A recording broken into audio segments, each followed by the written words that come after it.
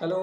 आज हम लोग पढ़ने वाले हैं इक्विपोटेंशियल सरफेस के बारे में। इसमें जानेंगे कि इक्विपोटेंशियल सरफेस क्या होता है, इक्विपोटेंशियल सरफेस की कौन कौन सी प्रॉपर्टीज हैं और अलग अलग तरह के चार्ज डिस्ट्रीब्यूशन के लिए इक्विपोटेंशियल सरफेस किस टाइप का हो सकता है। तो सबसे पहले देख रहे हैं कि इक्विपोटेंशियल सरफेस होता क्या है। तो जैसा कि नाम से पता चल रहा है कि equipotential surface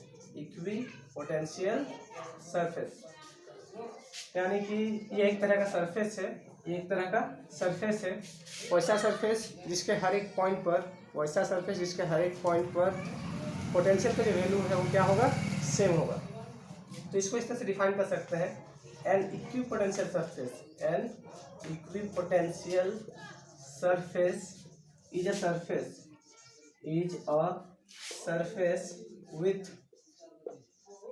with a constant value of potential at all the points on the surface यानी कि एक इक्विपोटेंशियल सरफेस जो है वो एक सरफेस है जिसके हर एक पॉइंट पर पोटेंशियल का जो वैल्यू है वो क्या होगा, सेम होगा। जैसे मान लेते हैं कि एक सरफेस है, ये एक सरफेस है, इसके इस पॉइंट पर हर एक पॉइंट पर इस सरफेस में मौजूद जितना भी पॉइंट है, हर एक पॉइंट में अगर पोटेंशियल का वैल्यू सेम होगा तब हम इसको एक इक्विपोटेंशियल सरफेस बोलेंगे। तो अगर ये इक्विपोटेंशियल सरफेस है तो इसके हर एक पॉइंट पर पोटेंशियल का वैल्यू क्या होगा, सेम होगा। मान लेते हैं इसके हर एक पॉइंट पर पोटेंशियल का जो वैल्यू है वो v1 है। उसी तरह से और भी सरफेसेस हो सकता है। मान लेते हैं इसके जस्ट नीचे और एक सरफेस है, जिसके हर एक पॉइंट पर पोटेंशियल का अपना अलग अलग वैल्यू है, ठीक है। मान लेते हैं उसके पॉइंट्स पर जो पोटेंशियल का वैल्यू है वो v2 है। तो इन दोनों को हम पोटेंशियल इक्विपोटेंशियल सरफेस बोलेंगे क्योंकि इनके हर एक पॉइंट पर पोटेंशियल का जो वैल्यू है वो सेम है। अब देखें कि इक्विपोटेंशियल सरफेस की कौन कौन सी प्रॉपर्टीज होती हैं। तो जो सबसे पहला प्रॉपर्टी है वो इसके डेफिनेशन से डिराइव होता है, तो देखते हैं प्रॉपर्टीज। सो प्रॉपर्टीज में क्या है, प्रॉपर्टीज में जो पहला प्रॉपर्टी है वो क्या बोलता है, पोटेंशियल डिफरेंस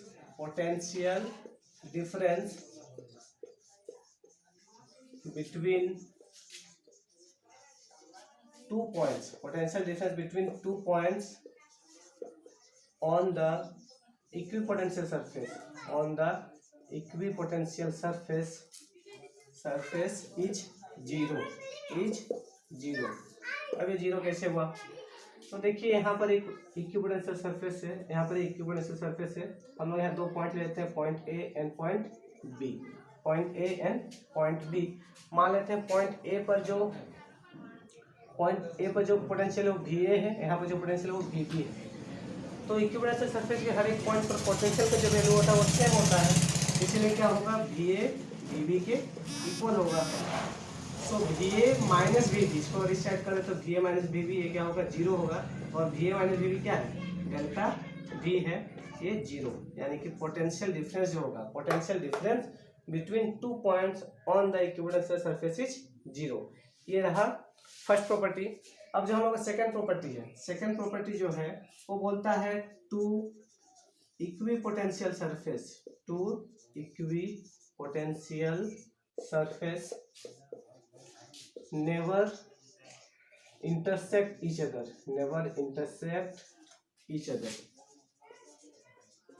दो इक्विपोटेंशियल सरफेस कभी भी एक दूसरे को इंटरसेक्ट नहीं करता है। इस चीज को समझने के लिए हम लोग क्या करेंगे, दो इक्विपोटेंशियल सरफेस लेते हैं जो एक दूसरे को इंटरसेक्ट करता है, तब जान पाएंगे कि अगर इंटरसेक्ट करेगा तो क्या प्रॉब्लम है। तो ये एक इक्विपोटेंशियल सरफेस है जिसके हर एक पॉइंट पर मान लेते हैं पोटेंशियल का वैल्यू v1 है, और एक दूसरा इक्विपोटेंशियल सरफेस लेते हैं जो इसको इंटरसेक्ट करता है,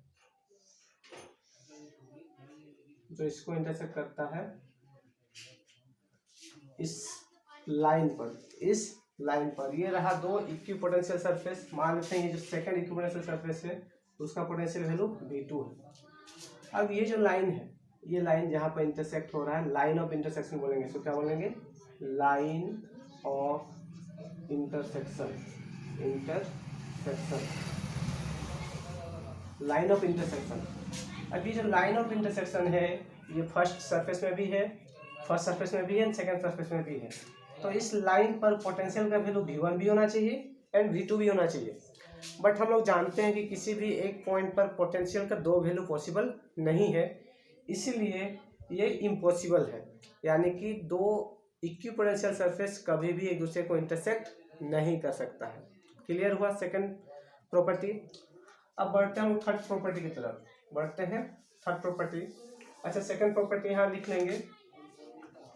if they did,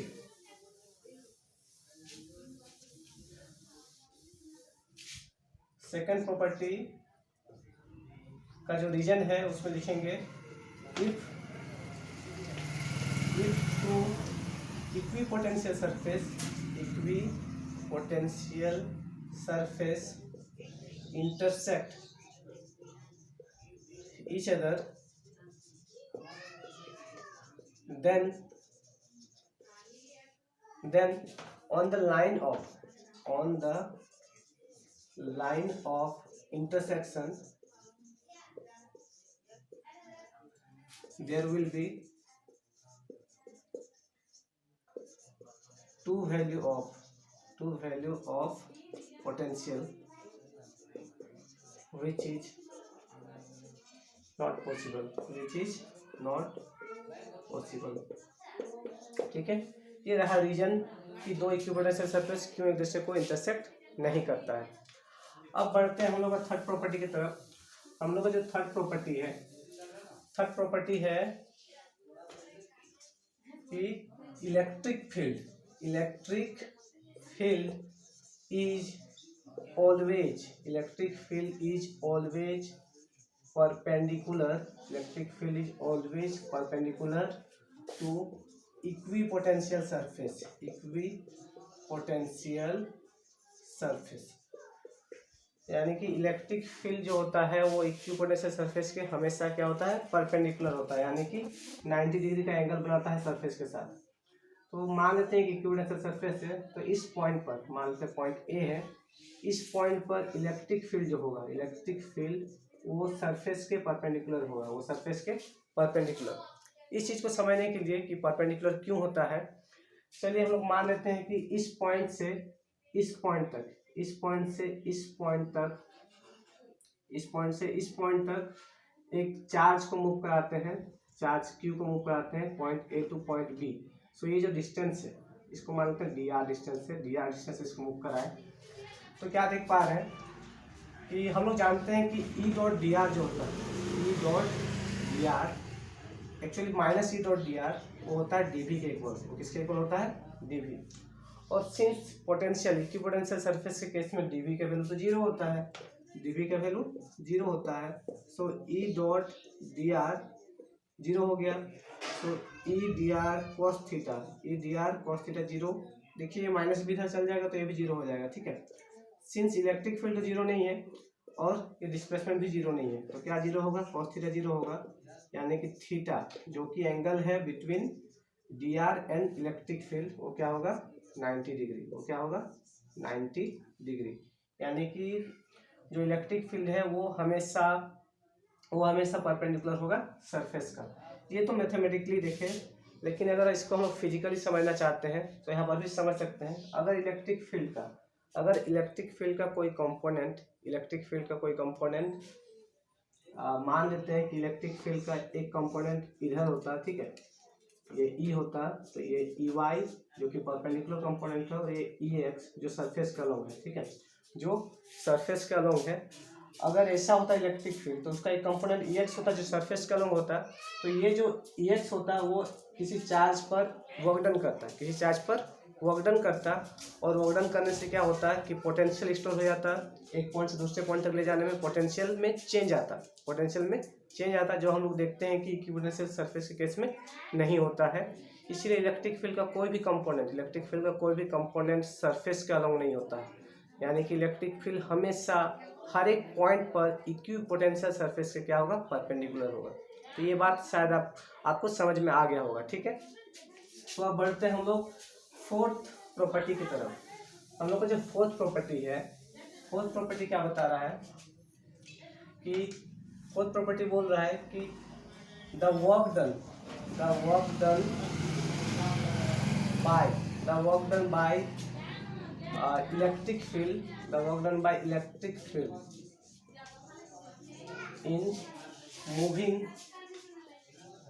a charge from one point to another on equipotential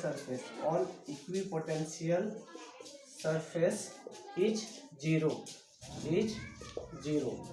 यानी कि एक चार्ज को मान लेते हैं, एक इक्विपोटेंशियल सरफेस है, एक चार्ज मान लेते हैं Q है, किसी एक पॉइंट से दूसरे पॉइंट में ले जाने में, किसी एक पॉइंट से दूसरे पॉइंट में तक ले जाने में जो वर्क डन है वो क्या होगा, जीरो होगा। इसके द्वारा, इलेक्ट्रिक फील्ड के द्वारा। और ये दोनों पॉइंट कहाँ पर लाई कर रहा है, वो सरफेस पर ही लाई कर रहा है, ठीक है। सो इस चीज़ को समझने के लिए हम लोग जानते हैं कि जो वर्क डन होता है या फिर जो पोटेंशियल होता है, पोटेंशियल जो होता है, मानते हैं वी ए, ये पॉइंट ए है, ये बी है। So V B minus V A अगर देखें, V B minus V A ये होता है U B minus U A by Q होता है। और ये U B minus U A जो होता है वो वर्क डन के इक्वल होता है। किसके वर्क डन, देखिए चेंज इन पोटेंशियल एनर्जी है, और चेंज इन पोटेंशियल एनर्जी जो होता है वो work done by external force के इक्वल होता है, work done by external force by Q. Since ये एक इक्विपोटेंशियल सरफेस है तो चेंज इन पोटेंशियल यानी कि V B minus V A क्या हो जाएगा, जीरो हो जाएगा। तो work done by external force जो होगा वो जीरो होगा। और हम लोग जानते हैं कि work done by external force जो होता है वो नेगेटिव ऑफ होता है वर्क डन बाय ई, so W E. Electric field के द्वारा जो वर्क डन है वो एक्सटर्नल फोर्स के द्वारा किया गया वर्क डन का नेगेटिव होता है। सिंस ये जीरो है तो डब्ल्यू ई भी क्या होगा, जीरो होगा। तो ये रहा फोर्थ प्रॉपर्टी। तो चारों प्रॉपर्टी को एक बार समराइज कर देते हैं। फर्स्ट प्रॉपर्टी क्या बोलता है, किसी भी इक्विपोटेंशियल सरफेस में जो पोटेंशियल डिफरेंस होता है वो जीरो होता है। सेकंड जो प्रॉपर्टी है वो बताता है कि दो इक्विपोटेंशियल सरफेस कभी भी एक दूसरे को इंटरसेक्ट नहीं करेगा। अगर दोनों एक दूसरे को इंटरसेक्ट करता है तो लाइन ऑफ इंटरसेक्शन के हर एक पॉइंट पर पोटेंशियल का दो वैल्यू होगा जो कि पॉसिबल नहीं है। थर्ड पॉइंट क्या बोलता है, थर्ड प्रॉपर्टी के according electric field is always perpendicular to equipotential surface, यानी कि इलेक्ट्रिक फील्ड इक्विपोटेंशियल सरफेस के परपेंडिकुलर होता है। और फोर्थ पॉइंट बोलता है कि किसी एक चार्ज को एक पॉइंट से दूसरे पॉइंट तक ले जाने में जो किया गया वर्क डन है वो जीरो होता है किसी भी इक्विपोटेंशियल सरफेस में। ये रहा चार प्रॉपर्टीज इक्विपोटेंशियल सरफेस का। अब हम लोग देखेंगे कि अलग अलग तरह के चार्ज डिस्ट्रीब्यूशन के लिए इक्विपोटेंशियल सरफेस किस तरह से ड्रॉ किया जा सकता है या किस तरह का होता है, ठीक है। सो इक्विपोटेंशियल सरफेसेस सबसे पहले देखेंगे एक सिंगल पॉइंट चार्ज के लिए equipotential surface for a single point charge. एक सिंगल पॉइंट चार्ज जैसे हम लोग जानते हैं, यहाँ पर मान लेते हैं एक पॉइंट चार्ज Q रखा हुआ जो कि एक पॉजिटिव चार्ज है। हम लोग जानते हैं किसी एक पॉइंट चार्ज के कारण r डिस्टेंस पर जो पोटेंशियल होता है वो होता है 1/4 pi epsilon not into Q/r। सो यहाँ से अगर इधर r डिस्टेंस पर एक पॉइंट ले, यहाँ से इधर r डिस्टेंस पर एक पॉइंट ले, इधर r डिस्टेंस पर एक पॉइंट, उसी तरह से चारों तरफ r डिस्टेंस पर एक पॉइंट्स लें, ठीक है, पॉइंट्स लें, तो उन सारा पॉइंट्स पर जो पोटेंशियल का वैल्यू होगा वो सेम होगा क्योंकि वो सब इस चार्ज से सेम डिस्टेंस पर है। अब उन सभी पॉइंट्स को मिला देने से हम लोग को जो एक सरफेस मिलता है वो सरफेस एक तरह का स्फीयर होगा। तो इन सभी पॉइंट्स को अगर मिला दें तो हम लोग को एक स्फीयर मिलता है। तो एक पॉइंट चार्ज के लिए जो इक्विपोटेंशियल सरफेस होता है वो स्फेरिकल होता है। तो अब आर का वैल्यू चेंज करेंगे, यानी कि आर का वैल्यू मान लीजिए पहले 1 मीटर था, 2 मीटर कर देते हैं, 2 मीटर पर अपना एक इक्विपोटेंशियल सरफेस होगा, उसके आगे इक्विपोटेंशियल सरफेस होगा। तो इस तरह से बहुत सारे इक्विपोटेंशियल सरफेसेस होंगे, और ये सारे इक्विपोटेंशियल सरफेस किस टाइप के होंगे? Concentric spheres. कॉन्सेंट्रिक स्फीयर्स क्या है? Concentric spheres with charge at the centre. Charge at the centre, charge कहाँ रहेगा? सेंटर में रहेगा। और हम लोग जानते हैं कि इस केस में जो फील्ड का वैल्यू, फील्ड जो होता है रेडियली आउटवर्ड होता है पॉजिटिव चार्ज के केस में, तो फील्ड रेडियली आउटवर्ड। सो ये रहा फील्ड का डायरेक्शन। ये जो लाइंस दिख रहे हैं ये सब फील्ड लाइंस हैं, और ये जो कर्व दिख रहे हैं ये इक्विपोटेंशियल सरफेसेस है, और इक्विपोटेंशियल सरफेस इलेक्ट्रिक फील्ड के परपेंडिकुलर होता है। यहाँ भी परपेंडिकुलर, यहाँ भी परपेंडिकुलर, यहाँ भी इक्विपोटेंशियल सरफेस के परपेंडिकुलर होता है इलेक्ट्रिक फील्ड। ये रहा पॉजिटिव के केस में। क्या नेगेटिव के केस में कुछ अलग होगा? बिल्कुल नहीं। इक्विपोटेंशियल सरफेस नेगेटिव के केस में भी अलग नहीं होगा। पोटेंशियल का वैल्यू बस सेम होना चाहिए, वो नेगेटिव पोटेंशियल हो या पॉजिटिव पोटेंशियल हो, क्या फर्क पड़ता है? नेगेटिव चार्ज के कारण नेगेटिव पोटेंशियल होता है, पॉजिटिव चार्ज के कारण पॉजिटिव पोटेंशियल होता है। तो उस केस में भी अगर ये एक नेगेटिव चार्ज होता, तो ये जो पूरा इक्विपोटेंशियल सरफेस है इसमें कोई भी चेंज नहीं आता, बस फील्ड का जो डायरेक्शन होता है वो रेडियली इनवर्स हो जाता है। फील्ड का डायरेक्शन रेडियली इनवर्स। तो इक्विपोटेंशियल सरफेस में कोई भी फर्क नहीं आता। इक्विपोटेंशियल सरफेस में कोई भी फर्क नहीं आता। सो तो ये रहा एक सिंगल पॉइंट चार्ज के लिए, ये रहा एक सिंगल पॉइंट चार्ज के लिए। बट एक लीनियर चार्ज के केस में क्या होगा? लीनियर चार्ज के केस में हम लोग गोल्स को जब पढ़ रहे थे तब लीनियर चार्ज के बारे में पढ़ चुके थे। तो ये रहा एक वायर, इस वायर पर चार्ज जो है यूनिफॉर्मली डिस्ट्रीब्यूटेड है। तो इस केस में यहाँ से सेम डिस्टेंस पर हम लोग को पोटेंशियल का सेम वैल्यू मिल रहा था। तो इस केस में हम लोग का जो इक्विपोटेंशियल सरफेस होगा वो सिलेंड्रिकल होगा। कैसा होगा? सिलेंड्रिकल। एक्चुअल में कॉन्सेंट्रिक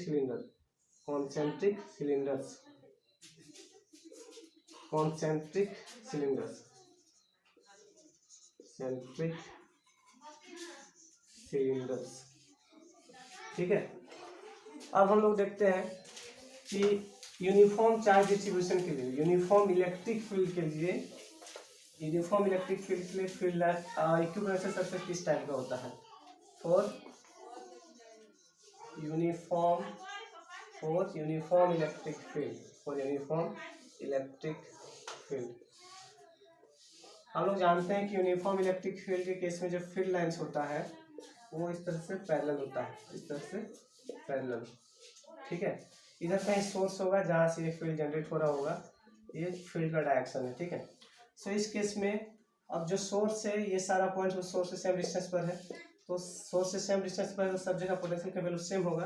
तो इसीलिए इस तरह का एक प्लेन हम लोग को मिलेगा, जिस प्लेन के हर एक पॉइंट पर पोटेंशियल का जो वैल्यू होगा वो क्या होगा? सेम होगा। उसी तरह से उसके और आगे जाएंगे तो वहाँ पर पोटेंशियल का वैल्यू कुछ अलग होगा, बट वहाँ पर जितना भी, यानी इस प्लेन में फिर जितना भी पॉइंट्स है उन सभी पॉइंट्स का फिर अपना फिर इक्वल होगा, ठीक है। फिर इस पॉइंट पर अपना इक्वल होगा सबका। तो इस तरह से मान लेते हैं यहाँ पर जो पोटेंशियल का वैल्यू V1 है, यहाँ पर V2 है, यहाँ पर V3 है, और ये जो सरफेस है इसके परपेंडिकुलर है इलेक्ट्रिक फील्ड, ठीक है। क्लियर है। अब हम लोग एक इलेक्ट्रिक डाइपोल के केस में इक्विपोटेंशियल सरफेस किस टाइप का हो सकता है उसको देखेंगे। तो इलेक्ट्रिक डाइपोल, आई होप कि आप सबको पता होगा कि इलेक्ट्रिक डाइपोल जो होता है वो एक पॉजिटिव चार्ज और एक नेगेटिव चार्ज का कॉम्बिनेशन होता है, जो एक स्मॉल डिस्टेंस से सेपरेटेड होते हैं, ठीक है। For an electric dipole.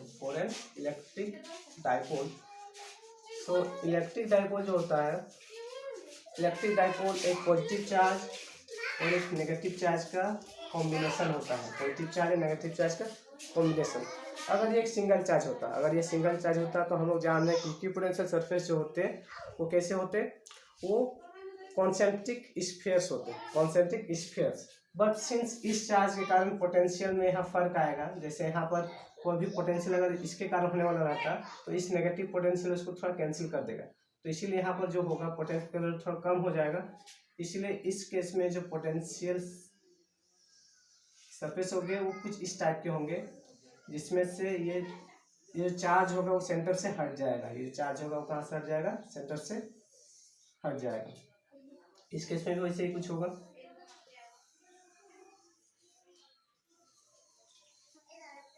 देखिए इधर जो सरफेसेस है वो पास पास में है, थोड़ा दूर दूर में है, ठीक है। सो ये सब रहे इक्विपोटेंशियल सरफेसेस, ठीक है। अब फील्ड लाइंस अगर इसमें दिखा दे तो फील्ड लाइंस जानते हैं कि पॉजिटिव नेगेटिव होता है, इस टाइप का होता है।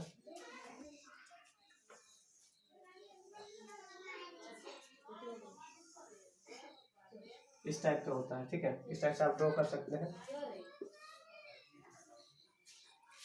इस टाइप का। तो हम लोग जानते हैं कि पॉजिटिव चार्ज के रेडियली आउटवर्ड्स होता है, तो इस टाइप का होगा। इस केस में रेडियली आउटवर्ड नहीं होगा क्योंकि सिंगल चार्ज नहीं है। ये नेगेटिव चार्ज के इसमें इनवर्ट्स होता है, ठीक है। हर एक पॉइंट पर ये परपेंडिकुलर ही होने वाले हैं। फील्ड लाइंस ये सब जो है ये क्या है, फील्ड लाइंस है, ये सब है फील्ड लाइंस। और ये सब जो है ये है equipotential surface, equipotential surfaces, equipotential surfaces. तो इस तरह का इक्विपोटेंशियल सरफेस होगा एक इलेक्ट्रिक डायपोल के केस में। अब अगर दो पॉजिटिव चार्जेस हो जो क्लोज, बहुत एक दूसरे क्लोज में रखे हुए हैं, तो उनके केस में इक्विपोटेंशियल सरफेस किस टाइप का होगा उनको देखते हैं। तो हम लोग का जो फिफ्थ चार्ज डिस्ट्रीब्यूशन है, वो है फॉर अ सिस्टम ऑफ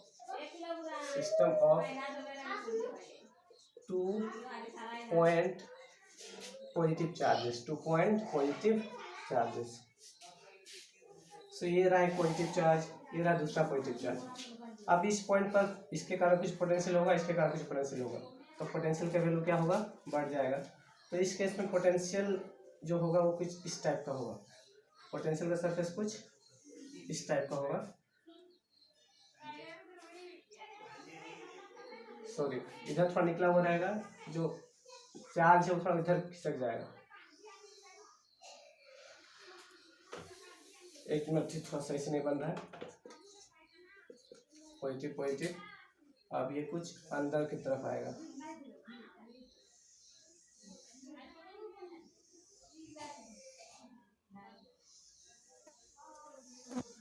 इस तरह का फिर मिल जाएगा। तो ये दो पॉजिटिव चार्ज के केस में होगा। नेगेटिव चार्ज के केस में भी कुछ अलग नहीं होने वाला है, ऐसा ही होगा, क्योंकि भले वहाँ नेगेटिव चार्ज है तो नेगेटिव पोटेंशियल होगा, पर सरफेसेस तो सेम ही होगा। जैसे मान लेते हैं नेगेटिव चार्ज होता है, नेगेटिव चार्ज होता है, तो यहाँ पर जो टोटल नेगेटिव चार्ज होता है वो एड अप हो जाता है, क्योंकि इसके कारण भी नेगेटिव हो रहा होता है, इसके कारण भी नेगेटिव हो रहा होता है, ठीक है। तो यहाँ बढ़ ही जाता है, इधर फिर कम होता है, ठीक है।